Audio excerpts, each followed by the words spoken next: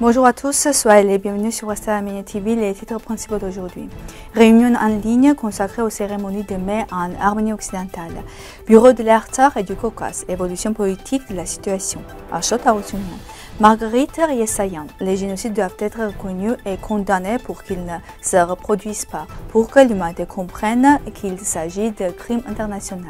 Ovanes Keledian et Marash, les sauveurs de l'orphelinat arménienne. L'Institut Musée du génocide contre les Arméniens a présenté la mémoire unique d'Erzor Gulak. Un génocide culturel est en cours en Artsakh. L'Union des Arméniens de Yozak a été fondée à Constantinople. Le gouvernement et l'Assemblée nationale de la République d'Arménie occidentale ont programmé une réunion de clôture en ligne consacrée aux cérémonies de mai. La réunion se tiendra sur la plateforme Zoom le 24 mai 2025. Le programme de l'événement comprend 3 jours symboliques. 9 mai, jour de la Constitution de la République d'Arménie occidentale. 11 mai, jour de la reconnaissance de la République d'Arménie occidentale par les États-Unis. 24 mai, jour de la création de l'Assemblée nationale de la République d'Arménie occidentale. La réunion se déroulera en arménien et en français. Toutes les parties intéressées sont invitées à participer à cet événement important. Le 5 juillet 1921, le bureau caucasien de Prusse a cédé illégalement l'Artsakh d'une superficie de 16 000 km² à l'Azerbaïdjan, ignorant la volonté de sa population arménienne. En 1923, seul Haut-Karabakh montagneux fut reconnu comme oblast autonome, tandis que les zones arméniennes de plainte furent intégrées à l'Azerbaïdjan, prolongeant ainsi un plan turco-azerbaïdjanais initié à la conférence de Paris. En 1936, la région fut renommée Région autonome de Haut-Karabakh, supprimant toute référence à son identité arménienne. Ce processus visait clairement à affaiblir l'identité et les droits historiques des Arméniens d'Artsakh. En Arménie occidentale, ce jour marque la commémoration du génocide des Grecs du Pône. Depuis des années, l'Arménie orientale rend hommage aux victimes. En 2015, l'Assemblée nationale a unanimement condamné ce génocide, rappelant que tous les crimes de ce type doivent être reconnus pour ne plus jamais se reproduire. Hélas, au XXIe siècle, le monde a encore été témoin du génocide, le nettoyage ethnique de l'Artsakh mené dans le silence de la communauté internationale. Nous devons condamner tous les génocides du massacre des Arméniens par Abdulhamid II en Arménie occidentale jusqu'aux atrocités récentes en Artsakh. Ce sont des crimes contre l'humanité et ils doivent être reconnus enfin qu'ils ne se produisent pas.